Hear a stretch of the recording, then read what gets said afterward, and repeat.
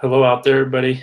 Sorry for my multiple delays this evening. I usually have church assignments on Tuesdays, got moved to Wednesdays, and went long, so I apologize. Still wanted to hop on for a little bit, though, and do a little bit of a hangout, so we'll talk for a moment here. Bear with me, I'm looking for a scripture.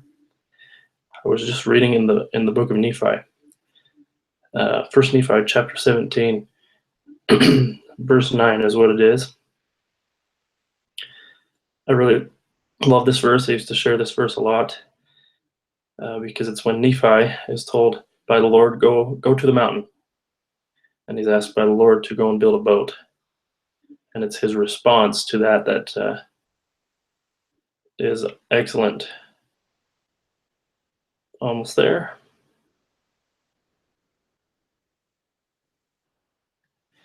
And it came to pass that the Lord spake unto me, saying, Thou shalt construct a ship after the manner which I shall show thee, that I may carry thy people across these waters. I don't know all the terrain back then. I don't know what Nephi's experience had been with boats. Perhaps he knew what a boat was. He probably did, but I'm not convinced he'd ever built one. And I know that I've never built a boat. And so if the Lord asked me to do something, notice his response. It wasn't, well, okay, how do I do that? What do I need to do? Help me out. Nephi's response goes back 2 or 3 layers than I would even think to go back to. He said, the Lord, whither shall I go that I may find ore to molten, that I may make tools to construct the ship after the manner which thou hast shown unto me? I just marvel at that. So he didn't say, okay, help me build this boat. He said, where can I find metal in the mountains so that I can make some tools so that I can build this boat? And to me, that shows a principle of proactivity, of self-reliance, saying, yes, the Lord's going to guide me, but I've got to do my part. And so I think that very much applies to our studies and any endeavor that we're taking part in. We say, okay, what can I do? What do I need to do? And where can I go to get the resources I need, to get the tools that I need to accomplish what's been asked of me? So I know that Nephi has a great outlook on that, and I hope that that can apply to us. So hopefully you've enjoyed this week's content. We're talking about mentoring. I think through the case, a lengthy case, but a good case in an effort to create a mentoring program for a large organization. It's one of those questions of, okay, can we manipulate this good enough for it to be effective, or can we get enough buy-in for it to grow and evolve and get the results we want organically on its own? There's always a balance when we're creating initiatives. And so we've got to think of ways to make that work. How do we create mentoring? The principle behind it is, yeah, we want to develop our people. We want to develop our people using our people.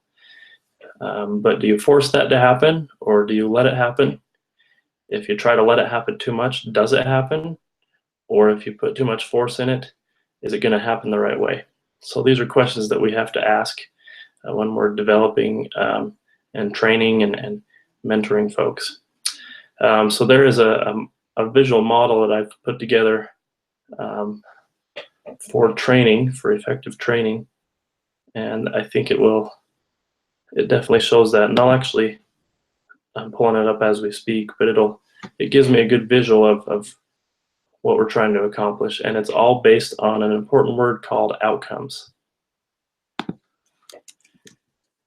So if we're developing a training program or an initiative or a development program, a leadership program of some sort,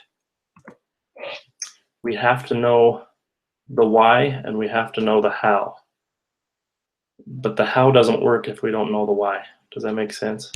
So if we don't know what outcome we want to accomplish, we can come up with a bunch of creative ways to do stuff, but if it doesn't accomplish our why, then we're not going to get where we want to. So bear with me, I'm looking for this model.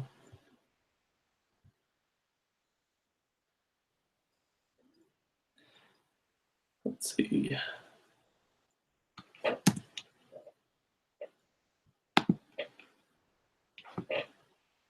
All right, well, my computer's looking through my files, so I will post that in the community and send it out, okay? So think through, think about outcomes. So you want to train to an audience. You want to think about the methods that you want to use to appeal to that audience. And then you want to evaluate. Did I reach my outcomes? And that evaluation portion is huge. You know, if we're just going to keep training the same way and wonder why we're not getting different results, it's because we're not doing the evaluation process. Excuse me. If we're not evaluating our efforts, we're not going to get the right outcome, and then we're just spinning our wheels. Okay, so think through that. If you're in any sort of training mode or any sort of role where you're focusing on the development of others and even your self-development, think about your own training processes and personal development processes, study habits. How do you read the scriptures? Are we just reading the scriptures? Or should you take notes? Or should you study a topic? Or should you use other guides out there, Preach My Gospel, reference manuals? Should you be more prayerful with your studies? Are you getting the outcome that you want? So first you need to establish what's the outcome that I desire for my studies and evaluate if you're getting that or not. We know that the scriptures, for example, are windows to revelation. So are we feeling the Spirit of the Lord when we're reading our scriptures? Are we getting personal revelation for our lives and the lives of our family members? Or are we just reading to read? So that's one example that came to mind of that. So a mentor program is something that needs to be carefully planned. It needs to be linked to your audience. It needs to be in the right format for that audience. And you need to evaluate the outcomes and the efforts so that you can make sure it's doing the right thing. Okay, and that sums it up. That's a line of thought for you on mentoring. Just some feedback on the doohickey papers. I saw great work overall. I know that I've worked with some of your specific groups on some feedback, some clarifications, and some opportunities. Don't worry, it's the first paper. The first paper is the first paper, so it's the first run at it. It might not go as great as you want it to, but we've got 3 more to do. So keep that in mind. Really, to be honest, if you're following that example papers format, if you're really highlighting the problem that you're addressing and the 4 solutions connected to that problem, you're going to do great. You're going to do even better if you have details about implementation, okay? Some return on investment. So if I'm a CEO of a company, I've got this written in, in an executive format. I want to see the benefits because I know there's going to be costs. I know there's going to be time involved, but why is it important to my organization? So show some implementation. Back up your thinking with course materials, what we've learned in the course, also other outside resources so that you're defending your thinking, okay? Just like any other college paper. It should be 3,500 words or more, and you should have clear solutions with details of support and research and implementation. That'll get you an A. Okay, and by all means, if you want to run something by me or have questions along the way or need me to check on something or read through some of your paper, whatever you need, I'm happy to do that along the way, okay? Other than that, keep up the great work. We're at the midpoint of the semester, believe it or not, or just over the midpoint. Things fly by. I hope you're seeing a new vision of human resources. It really can be a wonderful partner to business.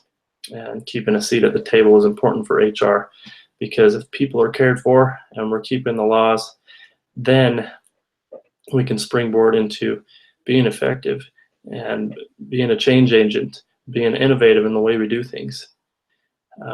Performance reviews, for example, the days of a mid-year and an end-of-year performance review are still out there, but really what's out there in the industry and relevant is up-to-date, frequent coaching conversations. You develop a relationship with your boss or a peer that's regular, ongoing feedback for your benefit and career growth. Okay, so make sure that you're accomplishing your goals. Ask the Lord for insight. He will bless you. He blesses us in our learning, and I know that. And I'm grateful to be part of BYU Idaho and part of this class with all of you. reach out to me with email, text message, phone, whatever works, and we'll be happy to help you. Okay, have a great evening.